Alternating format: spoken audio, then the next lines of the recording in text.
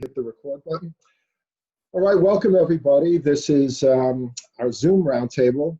My name is Laine. I'm the faculty director of the All Inspector Center, and this is our roundtables where we discuss important issues of the day.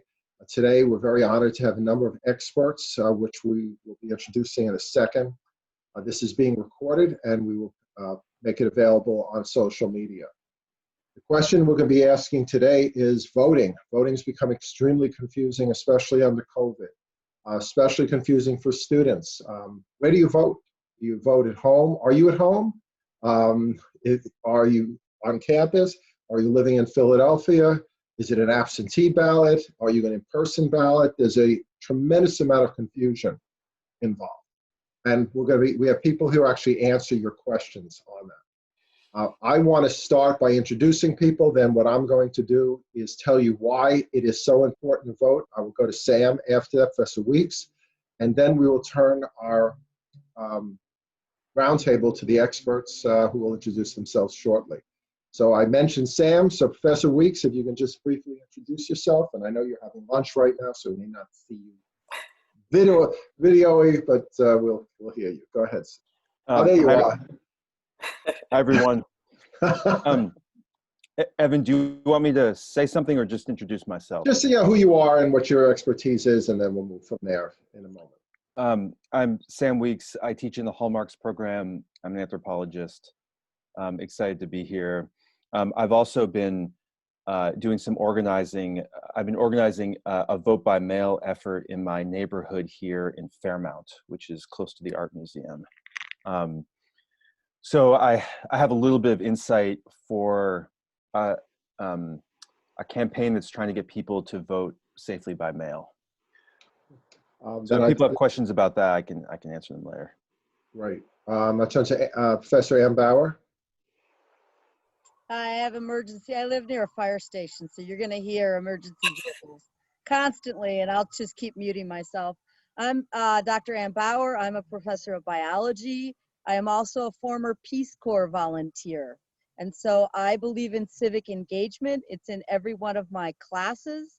And I, along with Karen Albert, have been leading the effort on the East Falls campus for many years on doing voter registration.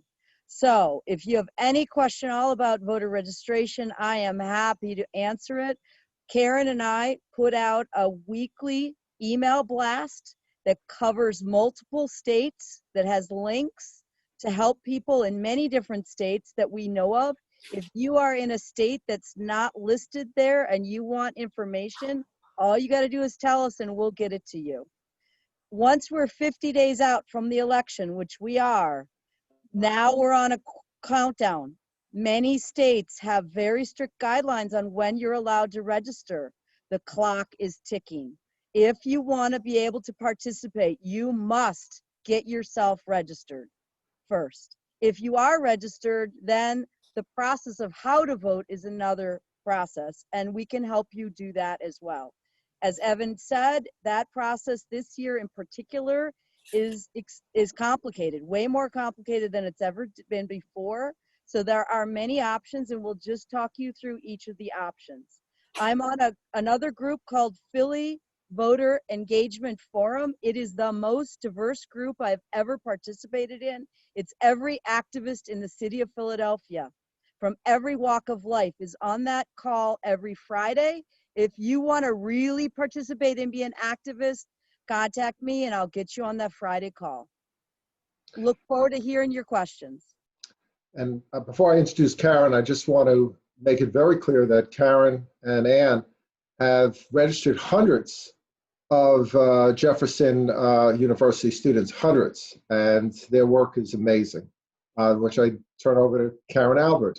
Right. Hi, everybody. I'm Karen Albert. I'm the coordinator of the All Inspector Center.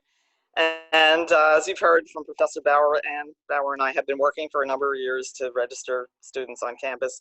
And this is a particularly challenging year. And I'd love to hear from all of you how we can engage students more, because we used to put a table out at Canbar and there were lines of people, and now it's a whole different scenario. So I've worked locally on a lot of voter engagement type of projects. and very interested in just getting the vote out and helping students wade through the very complicated process, especially this year. So I just want to lead it with a short story and go to Sam, and then we'll go into the actual nuts and bolts of all these things. Year was 2000. The election of Gore versus Bush came down to one state, Florida.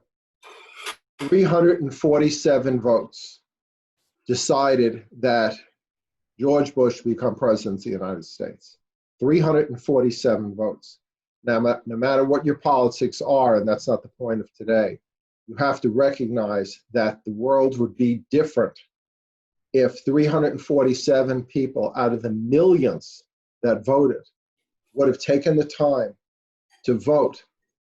The world might be a different place. When you say your vote doesn't count, think about that story.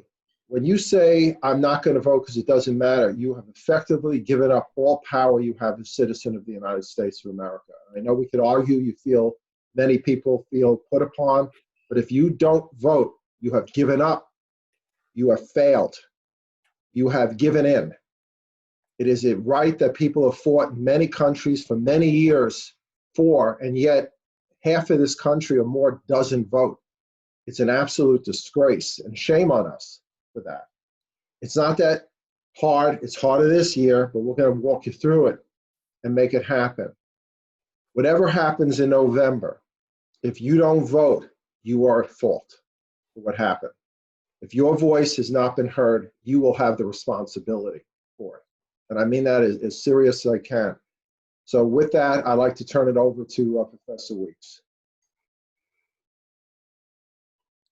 Great. Thanks a lot for this. So it's really exciting to be with you. I would just mention three things. I totally agree with what Evan is saying about the importance of voting. I would also just say that it's not the only form of political engagement out there. And oftentimes voting along with other kinds of activism, organizing, can be particularly effective. So I would start by saying that. And then I think this is a pretty politically savvy group, but I just wanted to mention a question that I've asked for all of my students, particularly those who are from New Jersey, but who are either living on campus or are close by in an apartment off campus. And it might seem a simple question to you, but not everyone knows about it. I mean, if you want to vote in a competitive presidential election, why would it be more important to vote in Pennsylvania than in New Jersey? I'll just open that question up to if someone wants to take it. Well, I think it's fairly simple. New Jersey is going to go blue. It's gone blue for the longest time. And I read yesterday in the newspaper that Pennsylvania will be, it's looked at as the most critical state in this election, next presidential election. We're going to be the Florida of 2020. We're going to be the state that may pick the next president of the United States. So whoever you're interested in voting for, if you're voting in New Jersey, that's already a done deal. Who's going to be elected, at least chosen in New Jersey. Pennsylvania is going to be in play. So if you have a choice between the two legally, I think it's easy, Sam. I think it's vote in Pennsylvania. Right, and just to add something to that, and I totally agree with it. I mean, there are competitive elections in New Jersey. I know that there are a couple of congressional districts that are hotly contested. But again, and sort of to use different language, if you want to vote in a competitive election, you definitely vote in Pennsylvania as opposed to New Jersey. Again, this is at the presidential level. There can be a variety of reasons why people would vote. And I know, for instance, I lived in California. In California, congressional and presidential elections typically are not competitive. However, there's all kinds of interesting ballot initiatives. So even though one election might not be competitive, there could be other stakes in play. So that's something to think about. And then the last thing I would bring up would be a question that a student asked me. And this student is from Florida. And she wanted to know if she could vote in Pennsylvania. And she's living on campus. And the answer is absolutely yes. Again, in the US system, once you move to a place, even if it's going to school, you are eligible to vote in that particular jurisdiction. So there's no question. Oftentimes people will doubt, like, well, you're from Florida, you know, you go back there on vacation, your parents are there, yada, yada, yada. All of those things don't matter. If you're in Pennsylvania, if you're going to school, if you're staying here for any amount of time, again, within the US system, you are a Pennsylvania resident and therefore can vote in Pennsylvania. So anyway, those are the three things I would add to this discussion. And I'm looking forward to hearing more perspectives. Yeah, I'm going to go to Ann because it's really, these questions are very difficult, okay? If hypotheticals, and obviously Karen and Ann and anyone else who knows, if I'm living in Florida, like I'm from Florida, I'm a freshman, I'm 18, I'm freshman, and I'm living in the dorms in Jefferson right now. And my intent is to stay living in the dorms in Jefferson. With that hypothetical, where can I register to vote? I can answer. Yeah, either Pennsylvania or your native state, wherever, you know, but definitely if you want to vote in Pennsylvania, you can register and go to votespa.com and register to vote. And you'd have to do it right away, because, you know, soon, because the deadline is October. So, you know, and there are a lot of students that Annbauer and I have registered just that same way. Of course, the challenge today will be that if they're living away from the polling place near our campus, then they will have to vote by absentee ballot. But certainly you still can vote in Pennsylvania if you're a student registered at our university. And we had a question that's, go ahead. So you can. You could also, if you choose, vote absentee ballot from Florida. However, whatever your choice is, whether you're going to register to vote in Pennsylvania or you're going to maintain your Florida residency and you're going to do absentee ballot from Florida, you need to act today. You need to make a plan today, and you need to choose which one you're doing, and you need to put it in play. Because, as we know, the mail system is slower, and an absentee ballot would come through the mail. Number two, if our campus for any reason is to close, I would just want to make this very clear. The mail is not forwarded from your campus box. Right. The mail is not forwarded from your campus box. So if you got an absentee ballot sent to your campus box and you were somewhere else, you will not get your absentee ballot. So you need to make a plan that your ballot goes to a mailing address that is a permanent place that you can get access to no matter what happens in the pandemic. Right. Yeah, we even found out you can't get access, even, you know, there's no forwarding and you cannot get access to the mailbox either on our campus. So it would be better to use a different address if you can. Going with my hypothetical, Ann, okay? So say from New Jersey, and I'm a Jefferson student, freshman again, or sophomore, whatever it may be, and because of the pandemic, I did not move into the dorm. I'm still in my room in New Jersey doing online, but my intention was to be in Pennsylvania. How about that situation? Okay. Yeah. You want to take it, Anna? Yeah, I can take it. So what is your mailing address? It's your mailing address. It's your residence that matters. So if you're living in New Jersey, then you should register in New Jersey. If you do not have a Pennsylvania address, and you're not using, if you could use your campus box. Yes, you but could. We just explained the issues with using your campus box.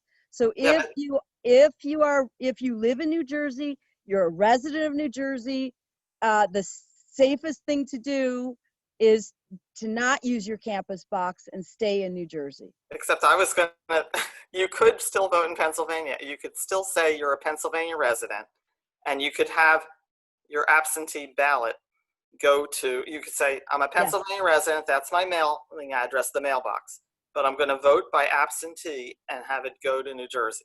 You could do that. You And could that's do probably, that. you want to vote in Pennsylvania's election, that's going to be a common scenario, I think.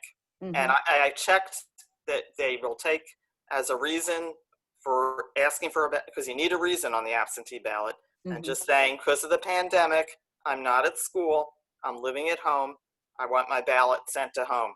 And that's perfectly okay. So you can do that. You can do that, but you need to, again, that's a two-step process. Number one, you'd have to register to vote in Pennsylvania. And number two, you'd have to, a separate process, ask for an absentee ballot. You can do both of those online if you have a PA driver's license. Oh, true, right. If you have a New Jersey driver's license, just 2 days ago, they made it possible on Votes PA for you to register to vote without a driver's license, using only a Social Security card, if you do a signature and take a picture of it with your cell phone. Oh, I didn't know that. Okay, Right. they just opened that up. Right. So that is what you would have to do. Then once you're officially registered, and it will take, it won't be instantaneous because they're going to check that signature, right? It'll take a couple days. You need to go back to Votes PA and then ask for the absentee ballot. Okay, so it's a two-step process.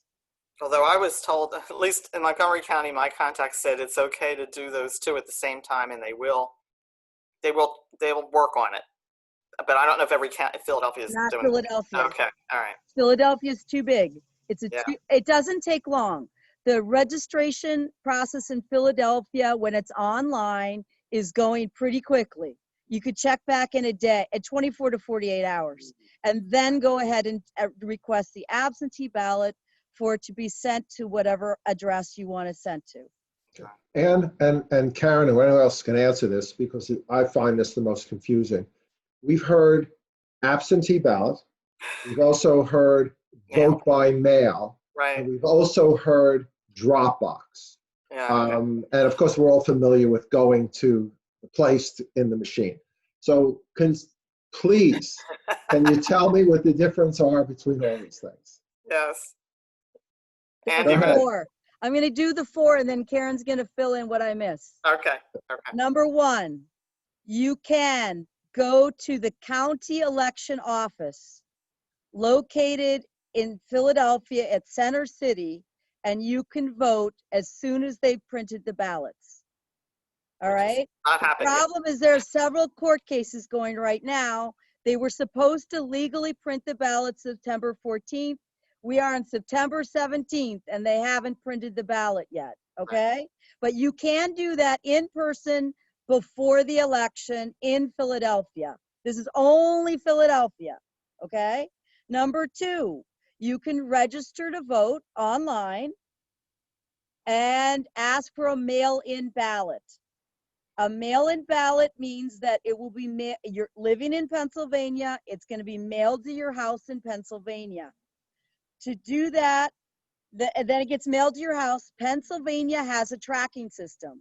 So once you go to Votes PA, it will track that you're registered. It will track when they mailed you the ballot. It will track when they received the ballot. It will track when they counted the ballot. So you can track all the way along the way, okay? If you are not living at your address that matches your voter registration, then you ask for an absentee ballot, okay? Then you ask for an absentee ballot, and then it is mailed to that address, okay? And then your final thing is to vote in person at your polling location. Right now, for Philadelphia, there's a list online of 400 polling locations that have been approved. Philadelphia just got given $10 million, and their goal is to have 800 polling places located throughout the city available on November 3rd. But they only are at 400 right now. There is a court case right now for Pennsylvania on drop boxes. So drop boxes would be certified boxes that are in a neighborhood that are monitored, where you could actually drop off a ballot before the election or on the day of the election if you didn't want to go inside to a polling place, or you got your mail-in ballot or your absentee ballot and there's not enough time to mail either one of them back. Okay, so those are all the possibilities right now, and it is changing. So you've got to stay on top of this. All of that, there are several court cases right now that have not been resolved. So Yeah. Karen, you fill in. Yeah, the only thing I was going to say, the difference between what's so confusing in Pennsylvania is the difference between mail-in and absentee. And mail-in is if you are in the location where you're registered to vote. So, but you don't want to go in person, you request a mail-in ballot. And from my understanding is you can put like any address on it, but you know, so you're supposed to, if you're not going to be in the municipality where you're voting, you're supposed to ask for an absentee ballot and put a reason on it, and then they'll mail it to where you're going to be located. So the tricky thing with mail-in is going to be our mailboxes here on campus. That's the and what students should do. It's really hard to know. And the ballots, from what I was reading last night, because they're debating, or they're still resolving the Green Party candidate on the ballot, and that has not been resolved. It may be late September is what I'm hearing, early October before the ballots are mailed.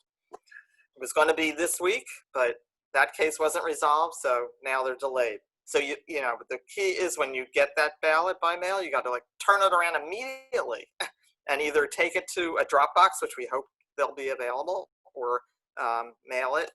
Or I guess you can go to your county board of elections and hand it in.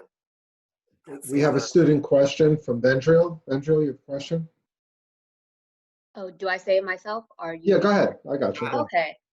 Should I introduce myself, Professor Laine? Go right in. Hi, hello. I'm Vendriel Onyama. I don't know if I've met all of the professors and other adults on here, but I am a law and society major under Professor Laine. My question is that I didn't receive my mail-in ballot for the election just passed. I followed the helpful links in the emails that I've been receiving from Professor Bauer and Miss Albert. However, for some reason, I signed myself up first, and then just to be safe, I also registered my parents for mail-in ballots.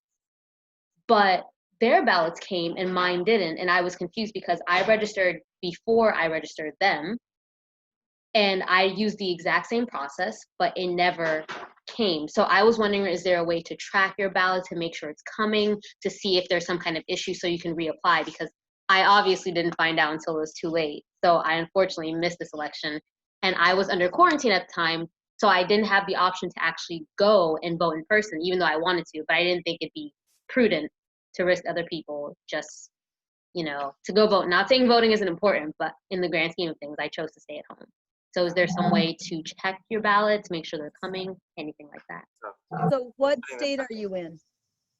Oh, I live in PA. In PA, what county? Philadelphia. You live in Philadelphia, so Yeah. you registered. What address did you use to register? I use my home address. So it wasn't that it went to the school or anything. I'm a commuter student. So I voted in the past. I voted once I turned 18, I registered to vote when I renewed my driver's license. So I've always been voting. It's just I was confused why I didn't get it this time because I voted in the past. Okay, so every election you go online. I understand. That's great. So go to Votes PA, and when you go to Votes PA, there's a search function where you can check using either your driver's license or your name to be able to find out your voting record and what your status is currently right now. And if it doesn't show that you are A, registered to vote, or B, that you requested a mail-in ballot, you need to go ahead and you can actually either call and talk to a very nice person, although they are a little busy right now because of all the court cases, or you can go ahead based on whatever you find on Votes PA and choose a course of action. If you are registered, then you can see what address you're registered at in their system, right? And then you could go ahead and request a mail-in ballot. And then you can track the mail-in ballot when they send it to you, when they've received it, and when they've counted it on Votes PA. And I was just going to add that there's a separate place to track the mail-in ballot. I mean, I could share a screen. I don't know if that's worth doing to show you, but it's on Votes PA site, which is really a good site. It's under the mail-in and absentee ballot link. And then you scroll down and it says track ballot. And what's a little confusing is if you've applied, because also if you applied for one in the primary, you had the ability to check a box that said you also want it in the general. And some people don't remember whether they checked that box or not. So you go in, you put your name, your date of birth, your community, blah, blah, blah. And they come up and they show you, what's going on with it. And on the right-hand side, it'll say pending if you're going to get one. Otherwise, I think you don't come up at all. I think, isn't that right, Aunt? Yeah, I think you don't show up. So if you don't show up at all, then something went wrong with now that would be the primary. And if you didn't check the box that you wanted in the general, that could be another reason why. Well, I don't know why you didn't get in the primary, but you definitely wouldn't be getting one in the general. So it's worth checking. Yeah, just to be sure, I re-registered for this one because you don't have to register to vote each election. No, but I mean, wrong term. I reapplied. Yeah, I applied for a second time just to be sure, since I didn't get it for the one. Okay, and the other thing I just want to mention is I understand why you did, but the voter people really don't want you to apply twice if you can help it. They want you to, because they're going to be so overwhelmed. They want you to check to see if you already had one coming, if you have pending, if you have under mail-in ballot, track, check my mail-in ballot status. And if you come up in that database and it's pending, then you're good. But go ahead, Sam. You have to give them an email address. If you want to be tracking and have them send it, you get an email from the Department of State at each stage along the way if you gave them an email address. That's true. And the email will say Department of State.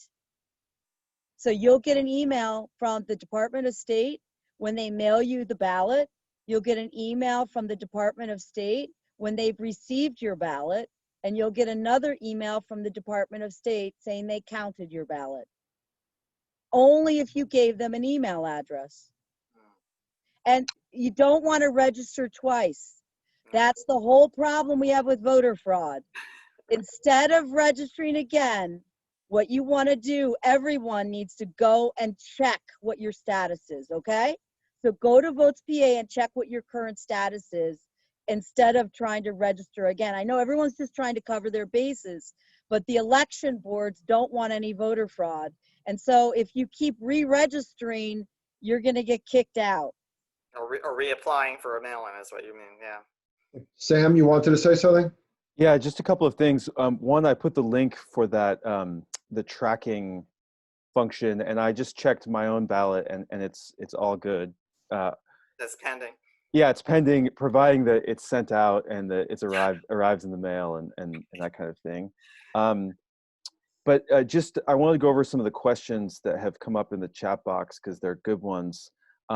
So we've got a question from Nadia, who is, I don't think, on the call anymore, which is too bad. But she's saying that she has a voter card in Maryland, but can she vote in PA? And the answer is yes.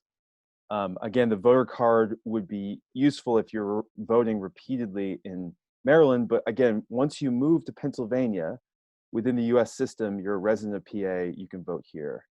I just want to just add to that, though. You should, to be absolutely kosher and legal, tell Maryland that you are not registered there anymore. Once you get your registration completed in and confirmed in Pennsylvania, then notify Maryland, I'm not registered. Eventually, you'll get thrown off, but to be absolutely legal, you should notify them. And New Jersey is more careful about that than other states.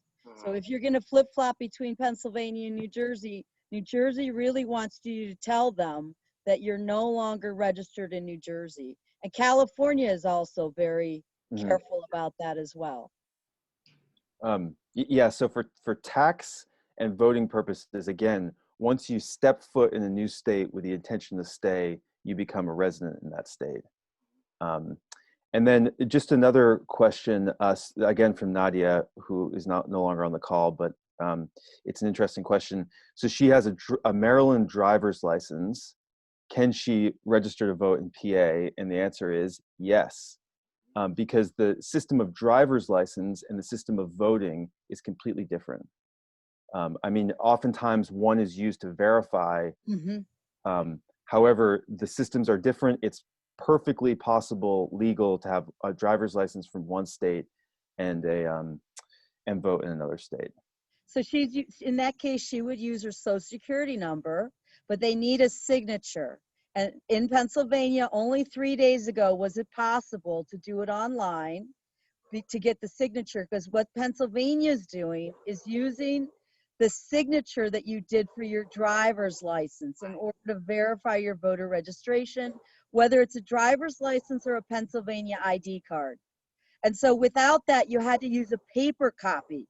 You had to do it on paper and mail it as of 3 days ago. Now you can do it electronically. And you have to use your social security, the last 4 digits of your social security number. I mean, you could still, if you wanted to, it's very simple online. The paper form is available as a PDF. You just click, print it out, and you could fill it in that way. That's an alternative. But they want to see that signature. So I have another question, because it's something that's been hanging over all of this, is the post office situation. Now, for those of us who are not going to vote in person, how can we assure, in light of the fact of the significant delays we hear that are going on with even first-class mail? I believe 7% of first-class mail has been intentionally delayed for whatever reason as of yesterday. How can we assure that our vote is actually to be counted? You can track it. So you're going to have to really look, all of us are going to have to look carefully at timing. So if, in theory, if the ballots in Pennsylvania were supposed to be mailed on the 19th of September, if they had been mailed on the 19th of September, I would have gotten mine next week, even with the delay. I would have gotten it sometime next week. And if I mail it the same day I get it, which would have been still in September, it would have got there by November 3rd. But now with the court cases delaying the ballot being printed and mailed out, you're going to have to look at when you actually get it and make a decision. So what date does the ballot actually arrive at your house? And then you're going to have to make a decision. Do I see if the Dropbox legal suit has been resolved, and I'm going to put it in a Dropbox? Do I go to Center City and make sure it's deposited in Center City, because that's always available? Do I mail it and then track it? So everybody's going to have to make a different decision based on when you actually get the ballot in your hand, in relation to when that's going to happen. Listen, we all go, not all, a lot of us are going into supermarkets with our PPE, going in and out. The one way we can guarantee our vote counts is to go in there. Wear our masks. We should be wearing our masks anyway. I really do think that by putting it in the mail, we are putting it at risk. If you can't do it, then get it out immediately. No delay. And put extra postage on it. Make it first class. Don't make it bulk. It's only going to cost you $1 more, whatever. It's worth it. I have some news that just came through. My husband just told me the Supreme Court from Pennsylvania has just decided the Green Party will not be on the ballot, so that now they can print. That they can print the ballots. And he also said that is this right, Jeff? They extended the deadline for getting mail-in ballots to the Saturday after. Jeff, is that right? The Friday after, which is like, yeah, well, they extended it 4 days. Yeah, so look at your news, because that might be. I'll put that out online. So that's good news in terms of the mail. Yeah, that's good. I was just going to say one more thing about if you do get a mail-in ballot and you decide it's too late and you want to vote in person, You can. You can actually bring the whole ballot with its envelope to your polling place, and the judge of elections will allow you to vote normally, as long as you have that ballot with you. So for the polling places in Pennsylvania, in Philadelphia, every polling place is being supplied with PPE. Every polling place is being cleaned thoroughly throughout the day. Every polling place in Philadelphia has monitors at the polling place. Every polling place will have the plexiglass screens between you and the workers that are working there. And every polling place will hand you latex gloves or nitrile gloves to put on, that you're going to wear gloves in order to use the machine, and then you're going to dump them in a bin. Every polling place in Philadelphia is going to do all of those things, because I talked to the guy today. Wow. Terrific. We have a question from one of the students, I believe. She says, I was able to see that my request for a mail-in ballot was received and processed back in May, so my status is pending. However, I recently moved to a new address in Philadelphia. The DMV has sent me a change of address paper, but is there anything else I should do to make sure the address of my voter registration is also updated? What do you think, Ann? I think she should You got to do a re-register. change of address. Yeah, it's the same as the new registration form. But there's a box that you do just change of address. So I would do go that. back to Votes PA and do a change of address to whatever your current address is. Yeah. Does any, Sam, do you have anything you want to add? Well, just one brief comment to put this in a little bit of global perspective. In other countries, the federal government runs elections, which doesn't happen in this country. So in this country, each state and each municipality has a voting board or a voting division that runs elections. Whereas if you go in France, the federal government runs elections. And I was talking with Caitlin Viola, who's on this call, about why the voter participation in the US is much lower than other countries. And I think one reason, and there are a variety of reasons, but one reason would be just the sheer complexity of the system. Yeah. And it really is because of the federal system we have in the US between the federal government and the states, and elections are the ambit of the states as opposed to the federal government. Yeah. Anyway. I'd love to know how to get more students engaged. If any of the students on this call have an idea. I really think that events like this are essential, because I really do feel like there's a lot of deterrence that goes on. A lot of people are discouraged, and a lot of people are genuinely, like, I can say for myself, even in high school, I was really determined, or I was really convinced that my vote didn't count, just because of what I'd heard from others, which is really scary to hear that information circulating. It's really important to emphasize to people how important it is to exercise your right to vote. Because if everyone thought that their vote didn't matter, then... Katie, first, great to see you. It's been a while. How are you? You too. And secondly, this is being recorded. So what we're going to do is I'm going to send it out to everybody. And for you folks who are far more adept at social media than we are, spread out this link. Absolutely. Because this is critical information. I can't think of anything more important. And these are great questions all you folks have answered. We have experts here actually giving answers to all these confusing things. So I'm relying on you students to send it out. We have Andrew Hart, my friend from India, is here late because I'm sure he was building a building somewhere. Andy, anything to add? Yeah, thanks. First of all, thanks for having me. And I apologize for being late, but we're actually out canvassing in the neighborhood today. So I live in North Philadelphia, and there's a big concern that COVID has hit really strongly, and turnout in North Philadelphia was low last election. I live in a community that is historically under-resourced, and and then in the May primaries, our election locations moved around a lot. Yeah. As with most poll workers are grandmas. So I really like the hashtag Save a Grandma campaign. But I was going to say that I have been really enthusiastic that there's been a lot of either power to the polls or votespa.org or just contacting the Philadelphia poll workers. I will say, for students to reach out, because you're a real resource and you don't have to even be of voting age to be of assistance in doing those things. And so, and I don't know about everybody else, but it has always been the grandmas that have been the poll workers, and it's time for other people to take that over and appreciate that and that work. By the way, in the state of Pennsylvania, you get paid to be at the polls. It's a long day, but you do get paid for it. And there's a training that the city of Philadelphia and Fairmount Votes actually started this training session. So that's available as well.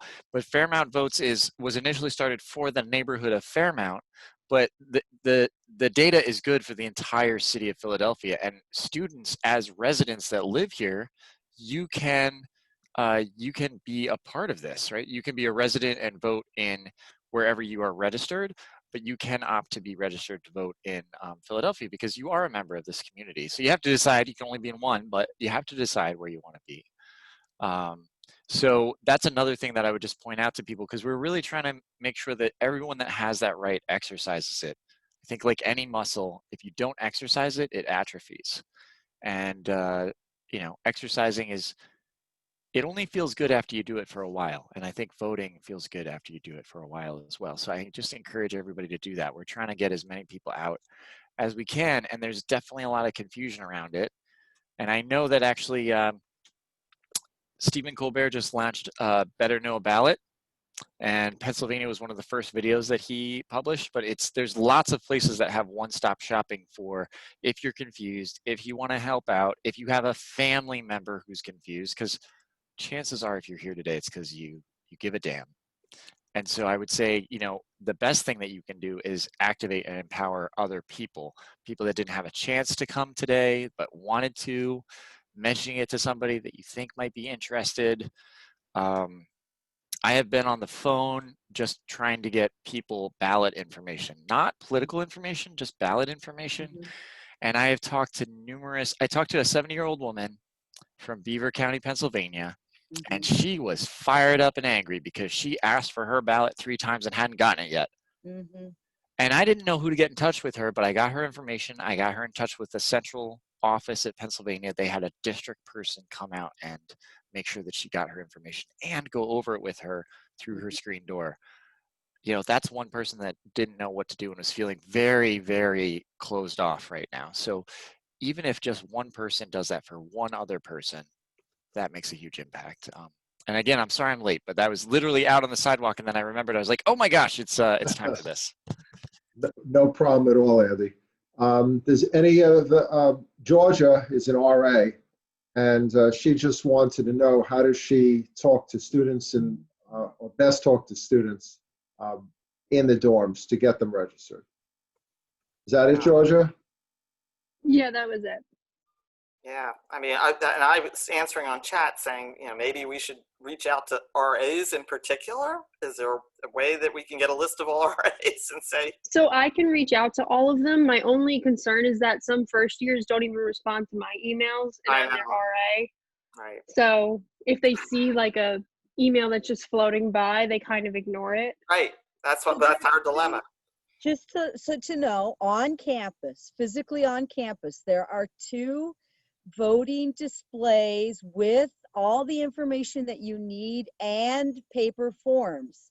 They are located in the fitness center, in the Gallagher Fitness Center. As soon as you walk in the door, there's a giant poster and there's lots of information with QR codes that you can simply take your phone and scan, and it sends you right to the voter registration page. So you can direct students to the Gallagher Fitness Center. You can direct students to the library. The Gutman Library, also at the circulation desk, has a display. It has all the paper forms that you need for Pennsylvania. It has the QR code, again, that you can scan. So if you are an RA, direct students to those 2 locations on campus. If students have questions, they can email Karen or I, and we will answer any question. We send out every single week an email with our email addresses asking for questions, giving students the link on how to vote for 6 different states. If they read their email, we are here to help, Too but they much. have to reach out. And there's We a cannot come to them. They have to reach out. and there's a contest going. You want to tell about the contest? So we have a contest going for $100 for the student who registers the most people to vote. It's on Instagram. Instagram. Don't you guys use Instagram? So there's a QR code that's gone out on your email with a flyer that you scan. And every time you register somebody to vote, you scan for the contest. The contest is going until the 22nd of September because that is National Voter Registration Day. Go ahead and tell all the students you know there's a contest to $100. register other students to vote, and the winner gets $100 next week. Go to Gutman or Gallagher and you'll see the Instagram flyer there. So. Just Georgia? 2 other things. You can also register through Snapchat at this point. You literally don't have to leave. Like, I know that a majority of my age group uses Snapchat, if not literally everybody. Wow. So, and you literally don't even have to leave the app. It's like completely through Snapchat. Really? And as to Georgia's point, I think that the bulletin boards that your residents are going to pass and have no choice but to pass when going to class and coming from class, if you were to just photocopy or like, you know, make a copy at the library of this QR that both of you are referring to and literally just post it on the bulletin board and said like, just put your phone up to this and it will provide you with the means to register to vote. It sounds so silly, but like taking that additional step as opposed to telling students to go to the library or to go to the gym will make it just all the more easy for people to be like, you know, I'm going home right now or I'm going to class right now. I'm passing this every day. Why don't I just register? The trouble is a lot of students are not on campus. So that's, you know. Right. So we only know email, Instagram, maybe we'll try to look into Snapchat. So we send out an email every week that has web links to all the resources. We can try adding the QR code, but we can only do the QR code for Pennsylvania. We cannot do QR codes for 15 different states. And at some point, people actually have to step up and hit a button on an email that takes you directly to your voter services. And I would add that a lot of students have already done this. Okay. We So, hope. Yeah. Yeah. So I mean, Karen, it seems like you've had good response from students. You've helped a lot of students. On campus, we had better. Since I've been sending the emails, I've only had like a trickle of response, so I can't tell if anybody's seeing them. I do have a list of all the registered voters at the mailbox at our university, and I'm going to try to put something together and email all of them. Of course, I don't know exactly what to tell them because if they use their address on campus as for mail-in, that could be a problem. But at least, you know, I'll make a connection with them. So there are a lot of students already registered. You're right, but you know, we have a whole new freshman class, and I'm sure there's others who aren't, and it's hard. Are there any questions from the students? Georgia, you want to raise a question? So what I think it's not really a question, but what I think I'm gonna do is we're allowed to print out flyers and send it to every RA on campus. So what I think I'm gonna do is I'm gonna design a flyer and use that QR code so people could just scan it, and then we'll hang it in the residence halls so that they don't even have to leave when they're going to the bathroom, they can scan it, because we have bulletin boards in every single. If you wouldn't mind sharing, if you think of it, oh shoot. All methods, I think all methods are valuable. You know, this happens we talk about this with students too. Like, students aren't ready to listen until they're ready to listen, and then they need that information right away. Well, that's just how humans are. And so I will say, like, I talked to that lady who was 70 years old in Beaver County, but I also made 60 phone calls that I got hung up on before that one. And I was ready to quit. I was so ready to quit, because it's not about having success every time. It's really about just aggregate, right? Like we need herd voting is what we need. That's the herd mentality that we need, is herd voting. And, you know, and the more that people vote, the more that everybody votes. And there's a certain, you know, it becomes part of the culture, it becomes part of what we're doing.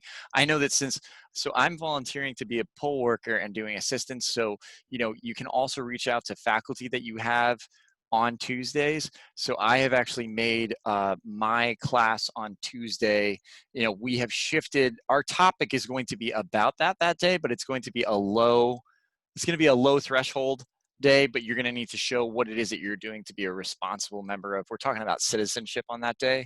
And so I'm going to be at the polls from early until late.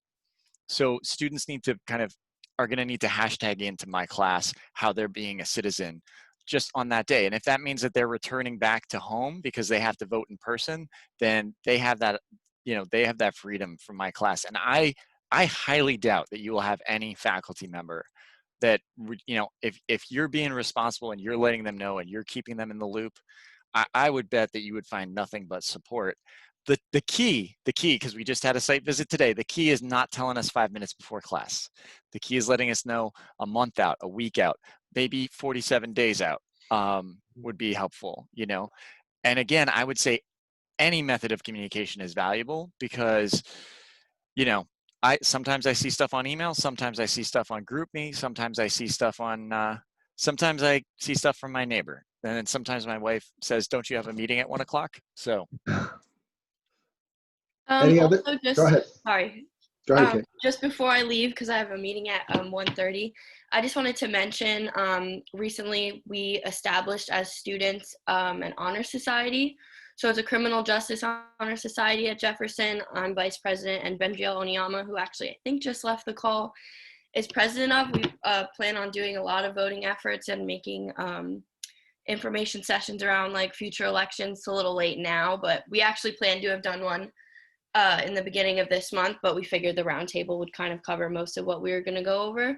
But it's pretty much open to any and all Jefferson students. So if anyone wants to join it all, I'm just going to drop Bendriel's contact information in case you want to reach out through email. It's a really great opportunity for networking opportunities and other events around campus. So I'm just going to drop contact. Thanks, Kate. And that's a Law and Society Honors Society. Well, so it's called National Criminal Justice Honor Society, but it is for Law and Society students.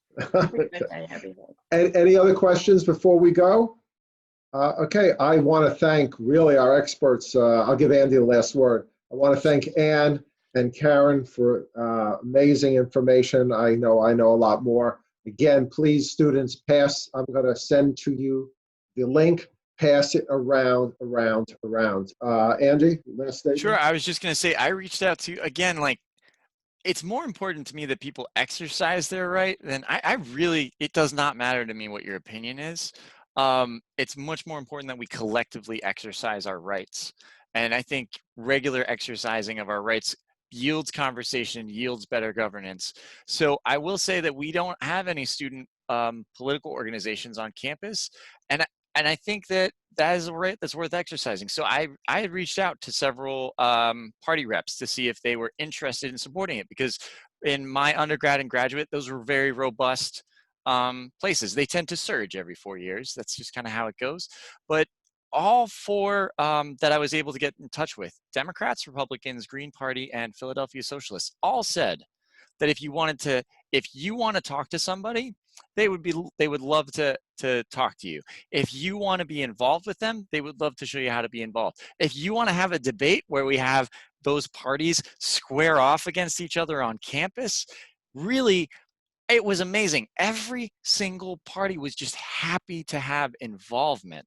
And again, that goes to the core of, I think, who we are as a people.